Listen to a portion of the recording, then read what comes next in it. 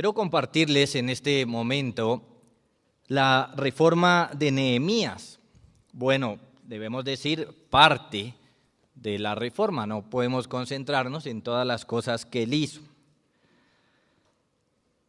Libros como Esther, Esdras y Nehemías están íntimamente relacionados, solamente que algunas veces nosotros no logramos ver las conexiones que hay, pero están muy relacionados.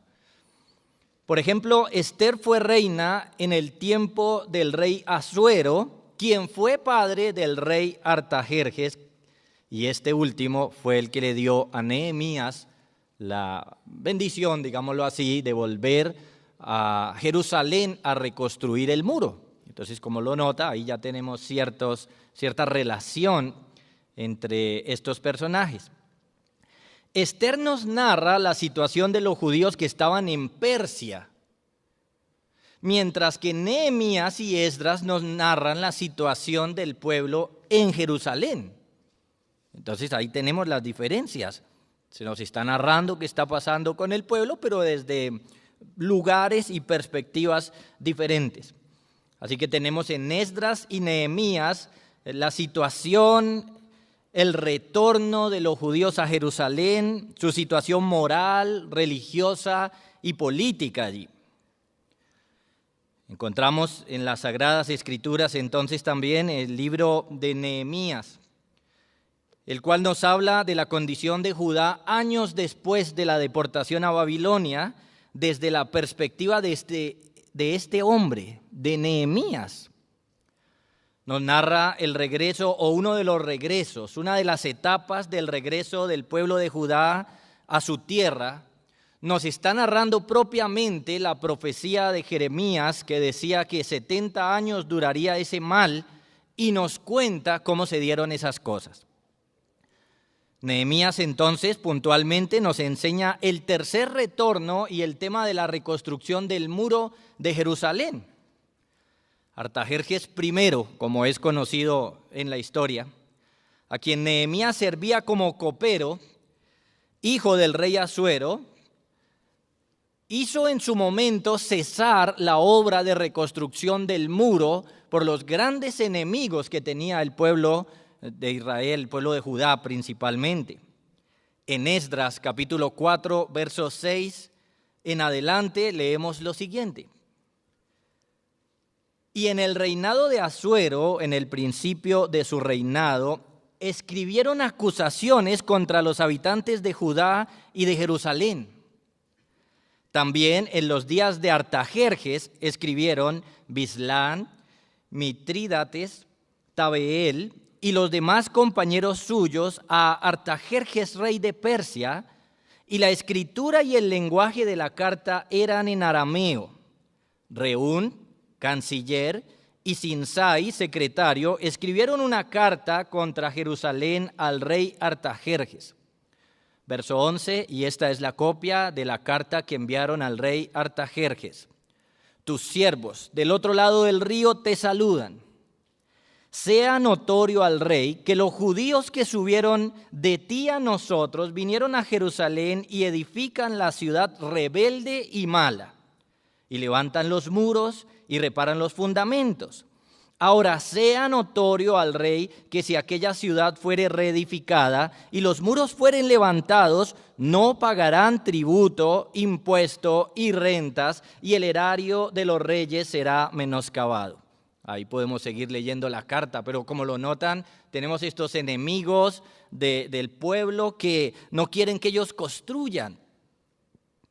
A lo que el rey en su momento respondió en el verso 21 en adelante. Ahora pues, dad orden que cesen aquellos hombres y no sea esa ciudad reedificada hasta que por mí sea dada nueva orden. Y mirad que no seáis negligentes en esto, ¿por qué habrá de crecer el daño en perjuicio de los reyes? Entonces, cuando la copia de la carta del rey Artajerjes fue leída delante de Reún y de Sinsai, secretario, y sus compañeros, fueron apresuradamente a Jerusalén a los judíos y les hicieron cesar con poder y con violencia. Claro, en este contexto, imagínense los enemigos de Judá, los enemigos de Jerusalén, logran su cometido, que es que el rey Artajerjes mande una orden para que frenen la construcción, pero ellos aprovechan, y nos dice el verso al final, que hacen cesar la construcción con poder y con violencia. Ese es el contexto donde aparece Nehemías. Esdras nos está contando lo que está pasando en Jerusalén. Nehemías en ese momento está siendo copero de Artajerjes y él tiene esa preocupación por el pueblo. Entonces, en Nehemías capítulo 1, verso 1 en adelante, leemos: palabras de Nehemías, hijo de Acalías. Aconteció en el mes de Quisleu, en el año 20, estando yo en Susa, capital del reino, que vino Hanani, uno de mis hermanos, con algunos varones de Judá, y les pregunté por los judíos que habían escapado, que habían quedado de la cautividad, y por Jerusalén.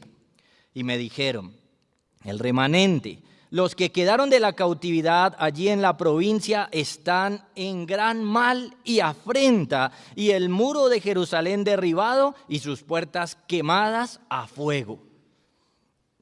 Esta noticia llena de tristeza el corazón de Nehemías, y una tristeza que no lo deja paralizado, sino que él piensa entonces en hacer algo, pero está profundamente triste por esta situación. En Nehemías 2:12 vemos que él reconoce que Dios había puesto en su corazón que hiciese en Jerusalén ciertas reformas.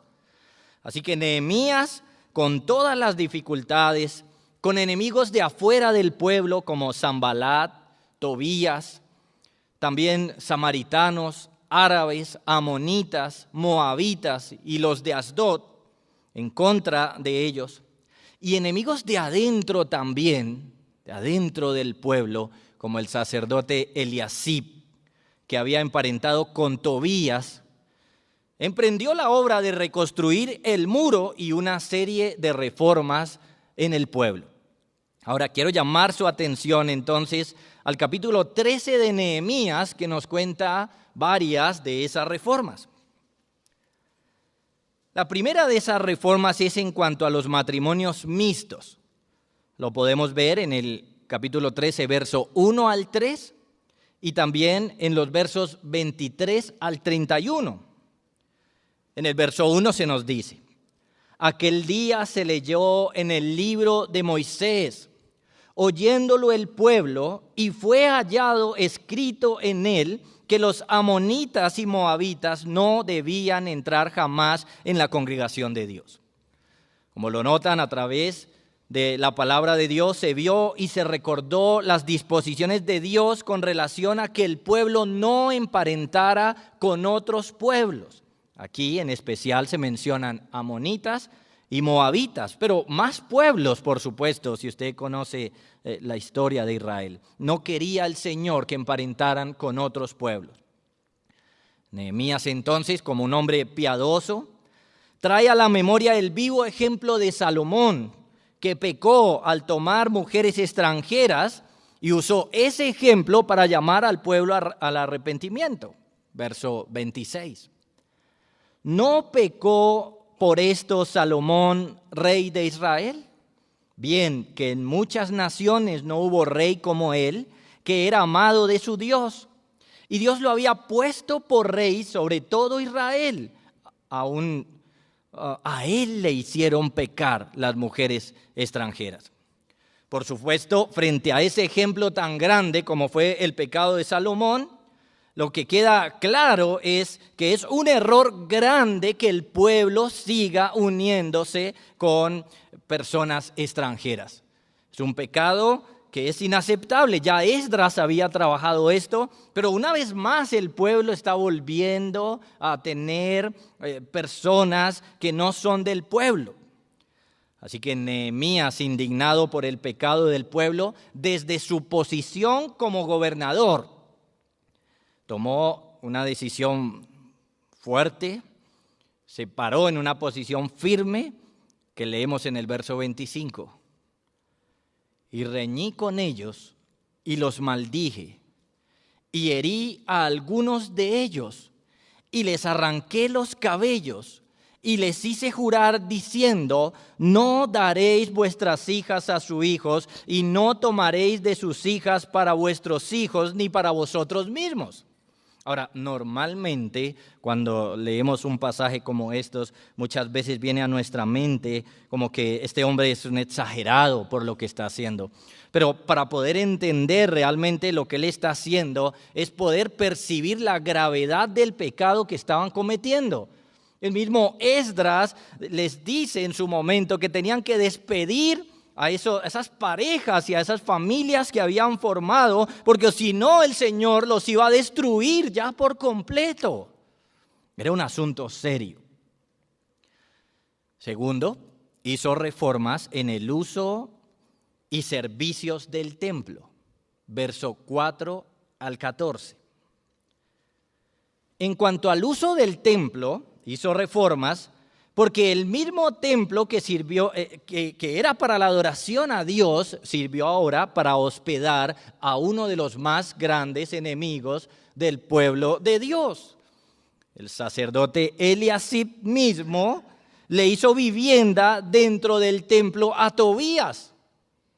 Un asunto realmente malo. En el capítulo 2, verso 10, se nos muestra algo de lo malo que era Tobías con el pueblo. Dice: pero oyéndolo Sanbalat horonita y Tobías el siervo amonita, les disgustó en extremo que viniese alguno para procurar el bien de los hijos de Israel. Y miren esto, este Tobías está siempre pensando en el mal de Israel, pero viviendo en el templo de Dios. Es un asunto bien malo. Este sacerdote Eliasib le hizo vivienda a este hombre dentro del templo. Un hombre malo que normalmente estaba buscando el mal del pueblo, el mal de Nehemías. Trataron de conspirar contra Nehemías, les mandaban invitaciones diciendo: Nehemías, venga y charlemos. Y Nehemías mismo nos cuenta que era para matarlo. Y este sacerdote entonces no tuvo ningún reparo en hacerle caso. Capítulo 13, verso 4 en adelante, nos dice: y antes de esto, el sacerdote Eliasib, siendo jefe de la cámara de la casa de nuestro Dios, había emparentado con Tobías. Y le había hecho una gran cámara en la cual guardaban antes las ofrendas, el incienso, los utensilios, el diezmo del grano, del vino y del aceite que estaba mandado dar a los levitas, a los cantores y a los porteros, y la ofrenda de los sacerdotes. Dice Nehemías: mas a todo esto yo no estaba en Jerusalén, porque en el año 32 de Artajerjes, rey de Babilonia, fui al rey. Al cabo de algunos días pedí permiso al rey para volver a Jerusalén, y entonces supe del mal que había hecho Eliasib por consideración a Tobías, haciendo para él una cámara en los atrios de la casa de Dios. Y me dolió en gran manera, y arrojé todos los muebles de la casa de Tobías fuera de la cámara, y dije que limpiasen las cámaras e hiciesen volver allí los utensilios de la casa de Dios, las ofrendas y el incienso. Por supuesto, como lo notan, la situación es una terrible. Ni siquiera el templo se está usando correctamente, no se le está dando el uso que tiene que dársele, y el mismo sacerdote del pueblo es el que está promoviendo esto. Así que Nehemías limpió el templo de impurezas, sacó allí a este pagano Tobías, acondicionó el templo como lugar sagrado y de adoración. Y en cuanto a los servicios del templo, organizó de nuevo el diezmo como era para el alimento de los levitas y cantores. Organizó de nuevo entonces sus porciones para que ellos sirvieran en el templo con tranquilidad, porque por la falta de alimento habían huido del templo. Verso 10. Encontré asimismo que las porciones para los levitas no les habían sido dadas, y que los levitas y cantores que hacían el servicio habían huido cada uno a su heredad. Por supuesto, no tenían cómo hacer este trabajo. Así que organizó las cosas de tal manera que se le diera a estos levitas sus porciones y ellos pudieran servir como estaba mandado en la ley de Dios. Para esto Nehemías entonces puso mayordomos, como lo dice el verso 13, para que siempre estuvieran pendientes de darle sus porciones a los levitas. Tercero, hizo reformas en cuanto al día de reposo. Y quiero concentrarme un poco allí. Nehemías capítulo 13, verso 15 al 22, nos cuenta precisamente de lo que él hizo con relación al día de reposo.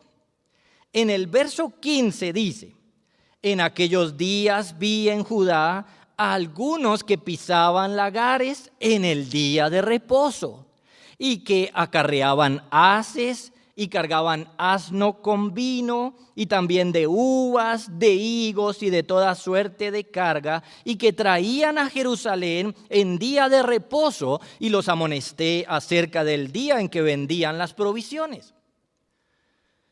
Nehemías ve al pueblo profanando el día de reposo y profanándolo de varias maneras, algunas relacionadas, por supuesto. Así que él emprende una reforma en este tema, con la urgencia de entender que el pecado solo trae desgracia, como se los dice en el verso 18. No hicieron así vuestros padres, y trajo nuestro Dios todo este mal sobre nosotros y sobre esta ciudad. Y vosotros añadís ira sobre Israel, profanando el día de reposo. Ahora bien, pensando en esto, entonces miremos algunos asuntos. ¿Cuáles fueron las causas de esta reforma? Por supuesto, la palabra de Dios. Como siempre, como lo han dicho los hermanos en este día y en otras oportunidades, la palabra de Dios siempre es el motor que trae las reformas a su pueblo, que provoca las reformas. Este pueblo volvió a su lugar, están volviendo a Jerusalén. Lo mejor que podían hacer era leer la palabra de Dios, y no solamente leerla superficialmente, sino con el propósito de comprometerse con ella.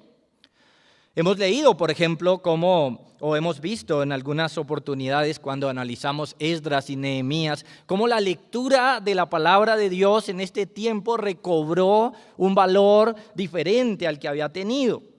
La palabra de Dios señala su gloriosa voluntad, que manda a los hombres a arrepentirse y que le muestra al pueblo de Dios de todos los siglos qué debe creer y cómo debe vivir. Como dice nuestra confesión de fe, las Santas Escrituras son la única, toda suficiente, segura e infalible norma de conocimiento, fe y obediencia salvadoras. Pero no solo es la única fuente, sino que debemos ir a ella constantemente para reformar nuestras vidas, nuestra familia y nuestra iglesia. Por eso el verso 1 nos pone en contexto. Leemos allí: aquel día se leyó en el libro de Moisés, oyéndolo el pueblo, y fue hallado escrito en él, etc. No es sorprendente, noten, que todo aquel que se acerca a las Sagradas Escrituras se vea confrontado en todas las áreas de su vida que se han desviado de la voluntad del Señor.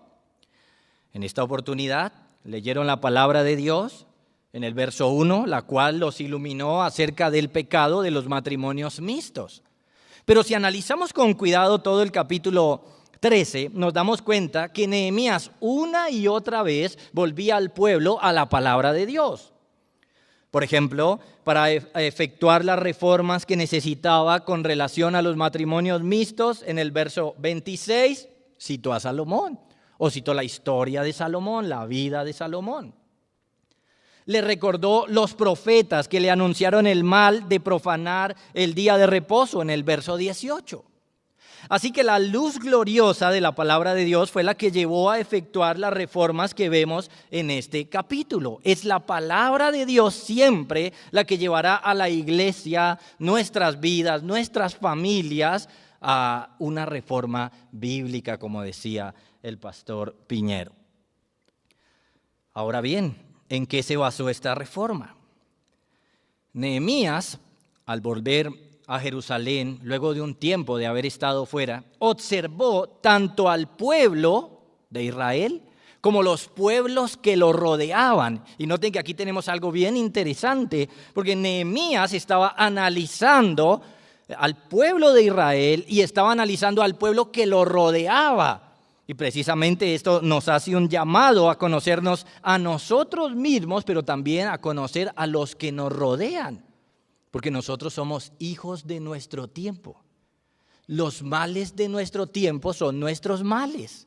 Y si no miramos al pueblo que nos rodea, no vamos a saber precisamente con qué cosas nos enfrentamos.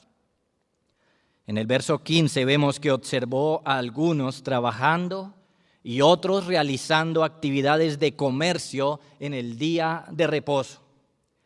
En aquellos días vi en Judá a algunos que pisaban en lagares en el día de reposo y que acarreaban haces y que cargaban asnos con vino y también de uvas, de higos y de toda suerte de carga y que traían a Jerusalén en día de reposo y los amonesté acerca del día en que vendían las provisiones. Varias actividades pecaminosas eran realizadas por el pueblo. En cuanto al trabajo, en el día de reposo pisaban lagares, acarreaban haces, cargaban asnos con vinos, también con uvas, con higos y toda suerte de cargas.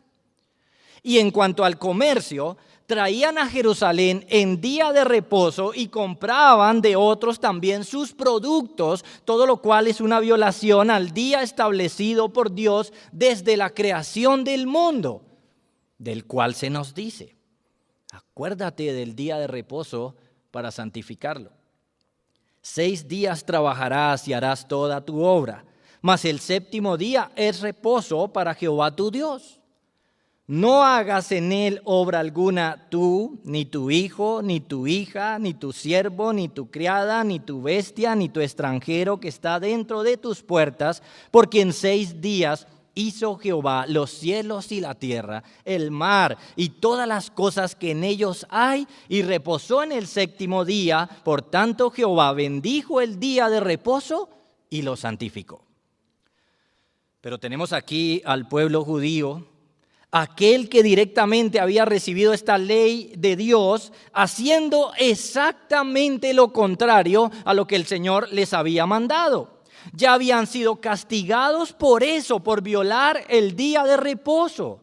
Pero aún siendo castigados, no habían aprendido la lección. En el verso 18, Nehemías dice: ¿no hicieron así vuestros padres y trajo nuestro Dios todo este mal sobre nosotros y sobre esta ciudad? Ya habían sufrido por pecados como estos, pero no habían aprendido, hermanos. Y como decía alguno de los expositores hoy, hermanos, ya pasó, ya ha pasado. Pero ese pecado que hay en el corazón nos hace sordos a la palabra de Dios. Así que la pregunta clave era: ¿cómo iba a prosperar este pueblo si está retornando a Jerusalén con sus mismos pecados? Cuando fueron llevados, estaban teniendo mujeres extranjeras. Cuando fueron llevados, tenían idolatría. Cuando fueron llevados, estaban violando el día de reposo. Y ahora vuelven y van a volver con sus mismos pecados. ¿Qué le espera entonces a un pueblo así? ¿Qué le espera? Nehemías lo sabe muy bien.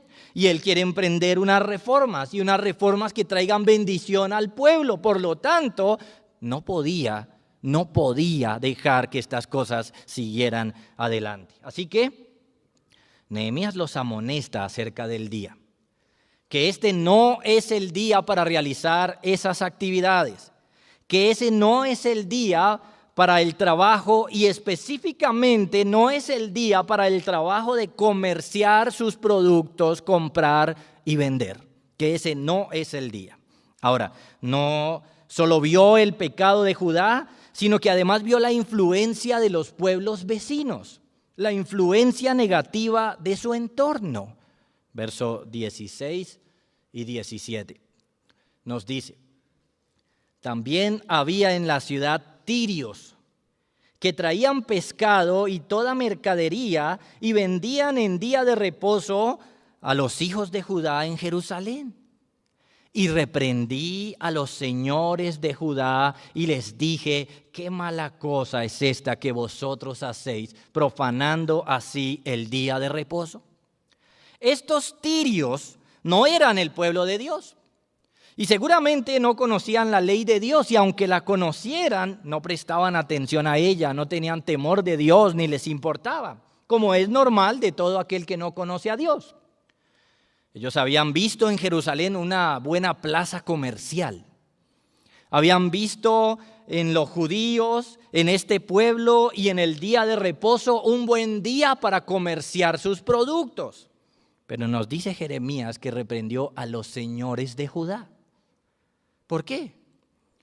Porque eran ellos los que estaban comprando esos productos en día de reposo.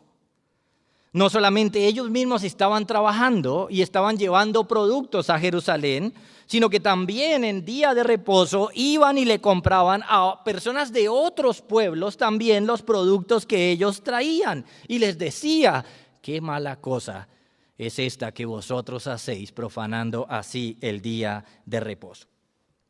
Así que Nehemías trae a la memoria que ese fue el pecado del pueblo, que así hicieron sus padres y que Dios les trajo este mal. Una y otra vez el Señor les había hablado de guardar el día de reposo. Una y otra vez el Señor les había dicho que tuvieran cuidado con ese día. Una y otra vez les había advertido, pero ellos no habían querido. Y aunque habían sido castigados, no querían apartarse de su pecado. A través de Jeremías, por ejemplo, el Señor les dijo en Jeremías 17:21 en adelante: así ha dicho Jehová. Y escuchen lo que dice, y la solemnidad con lo que dice: guardaos por vuestra vida. Imagínense la palabra del Señor, no es una palabra suave, es una palabra seria. Les dice: guardaos por vuestra vida de llevar carga en el día de reposo y de meterla por las puertas de Jerusalén. Ni saquéis carga de vuestras casas en el día de reposo, ni hagáis trabajo alguno, sino santificad el día de reposo como mandé a vuestros padres. Verso 23, pero ellos no oyeron, ni inclinaron su oído, sino endurecieron su cerviz para no oír ni recibir la corrección. Ahora, históricamente hablando, Jeremías es antes de Nehemías. Así que precisamente tenemos aquí un profeta exhortando al pueblo a alejarse de ese pecado, y ese pecado que están cometiendo ahora en días de Nehemías después de haber sido castigados. Así que ahora Nehemías, como gobernador, no deja esto en manos del pueblo, toma medidas para efectuar allí una reforma. Nos dice que amonestó a los señores de Judá y frenó a los tirios. Verso 19 hasta el 22. Leemos allí: sucedió pues que cuando iba oscureciendo a las puertas de Jerusalén, antes del día de reposo, dije que se cerrasen las puertas y ordené que no las abriesen hasta después del día de reposo. Y puse a las puertas algunos de mis criados para que en día de reposo no introdujeran carga. Y se quedaron fuera de Jerusalén 1 y 2 veces estos negociantes y los que vendían toda especie de mercadería. Y les amonesté y les dije: ¿por qué os quedáis vosotros delante del muro? Si lo hacéis otra vez, os echaré mano. Desde entonces no vinieron en día de reposo. Y dije a los levitas que se purificasen y que viniesen a guardar las puertas para santificar el día de reposo. También por esto acuérdate de mí, Dios mío, y perdóname según la grandeza de tu misericordia. De manera que Nehemías observó el pecado, los amonestó, los reprendió y tomó medidas para que esto no se siguiera dando en el pueblo. Ahora, ¿cómo podemos nosotros relacionar esta reforma con la nuestra? ¿Cómo podemos relacionar esta reforma con la nuestra? Este es un pasaje que no tiene nada que ver con nosotros, que no tiene ninguna enseñanza para nosotros. Por supuesto que la tiene. Hermanos, para nadie es un secreto que en el contexto actual en el que nosotros vivimos, el día del Señor es violado una y otra vez por el pueblo de Dios. No es un secreto, hermanos. De la misma manera que lo hacían en el tiempo de Nehemías y de otras maneras. Tenemos cristianos trabajando en el día del Señor, vendiendo en el día del Señor, comerciando y buscando además comprar. Cristianos atrapados por la cultura del consumismo actual. Atrapados. Qué mala cosa es esta que vosotros hacéis, profanando así el día de reposo. Y lo que es peor, que no solo es un asunto de acciones, sino del corazón. Como nos decían ahora, la reforma tiene que empezar en el corazón. Y sabe, cuando la reforma no empieza en el corazón y usted como pastor o su pastor está predicando de estas cosas, como la reforma no ha empezado en su corazón y se le dice acerca del día del Señor, lo primero que viene a su mente es: este pastor es un legalista, este pastor es exagerado, es extremista. ¿Por qué? Porque no ha empezado en el corazón del hermano. Tenemos expresiones como cuando decimos el día del Señor o guardar el día del Señor, nomás nombrar esas expresiones hacen que nos llamen legalistas, exagerados, fanáticos o extremistas. Que nos culpen algunos porque según ellos no tienen un día para dedicárselo a la familia. Y otra serie de cosas. Lamentablemente son muchos los líderes cristianos que han promovido estas cosas, como por ejemplo que la iglesia se reúna bien temprano en el día del Señor para que usted tenga el tiempo de ir y hacer todo lo que necesite hacer. Eso está siendo promovido desde muchos púlpitos. O sea, entre comillas, tenemos por ahí muchos Eliasib que están siendo amigos de los enemigos nuestros. Escuchamos expresiones como: yo no creo en el día del Señor. Personas que se dicen reformadas en su soteriología diciendo: yo no creo en el día del Señor. Usted es un legalista. No creo que haya que guardarlo. No creo que haya que guardar un día. Y cosas por el estilo. Como si esto fuera opcional. Como si el cristiano pudiera decir: yo no creo en el adulterio, o yo no creo que asesinar sea malo, o yo no creo que robar esté mal. Cristianos abrumados y frustrados cuando piensan en el día del Señor y dicen: ¿pero qué hace uno todo el día en la iglesia? Todo el día. Todo el día para asuntos religiosos. Mientras que un hombre piadoso dijo: una cosa he demandado a Jehová, esta buscaré, que esté yo en la casa de Jehová todos los días de mi vida para contemplar la hermosura de Jehová y para inquirir en su santo templo. El cristiano moderno y cristianos que se dicen llamar reformados dicen: un día para el Señor. Todo un día. ¿Y si lo dedico a mi familia no será igual? Algunos hermanos se le acercan a uno a pedirle permiso, como si uno pudiera dar un permiso de esos, ¿no? Hay hermanos que si le acercan: pastor, es que el domingo no puedo venir, como que uno le dijera: bueno, bien, hermano, el domingo no puedo venir porque vamos a ir a un centro recreacional. ¿Sí? Como si se acercara y dijera: pastor, el domingo voy a ir a matar a alguien. Entonces si uno le pudiera decir: bueno, hermano, vaya. Uno no puede decirle eso, ¿sí? Entonces somos legalistas, pero ¿qué le voy a decir? Hermano, tranquilo, vaya, viole el día del Señor, peque contra el Señor. No podemos hacer tal cosa, no podemos. Hay iglesias bíblicas que cuentan con cierta cantidad de miembros que van a la iglesia solo el culto de la mañana. ¿No? Usted ve una iglesia y de pronto escucha su doctrina y dice: bueno, esta es una buena iglesia. Va al culto de la mañana, 100, 200 personas, va al culto de la tarde, 20. ¿Y qué se hicieron los otros? ¿Dónde están los otros? Están en el centro comercial, comprando y vendiendo. La cultura del consumismo, metidos allí. Ni asisten a la iglesia, ni guardan el día porque están comprando y vendiendo. Pastor, es que no hay otro día para hacer las compras, dicen.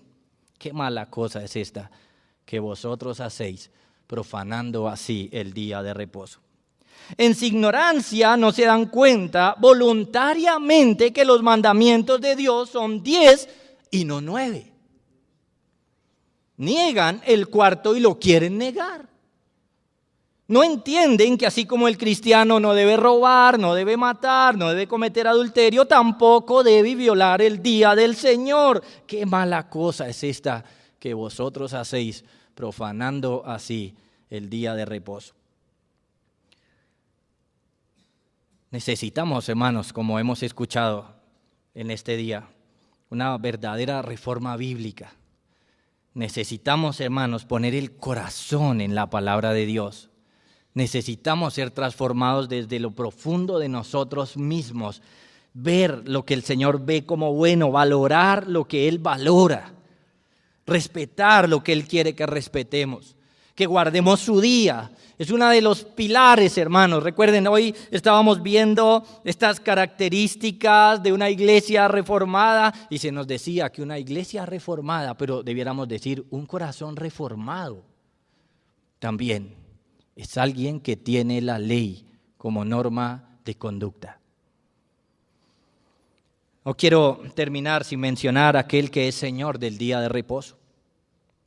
Con estas palabras, B.B. Warfield, quien está hablando del día del Señor, dice: no necesitamos más ejemplos.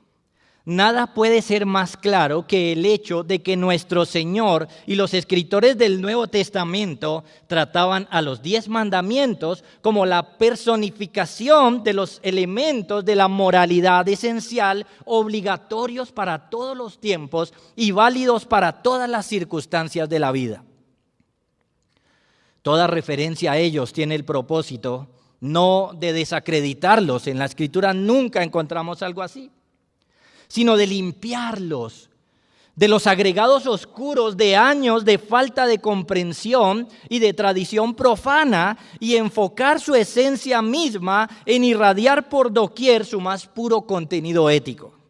En suma, el día de reposo es el día del Señor, no el nuestro. Y en ese día tenemos que hacer la obra del Señor, no la nuestra. Eso es nuestro reposo. Tenemos que descansar de nuestros propios quehaceres para poder entregarnos a las cosas de Dios. El día de reposo procedió de las manos de Cristo como Señor del día de reposo, por lo que Él no le quitó nada de su autoridad ni lo despojó de su gloria, sino que Jesucristo mejoró su autoridad tanto como su gloria.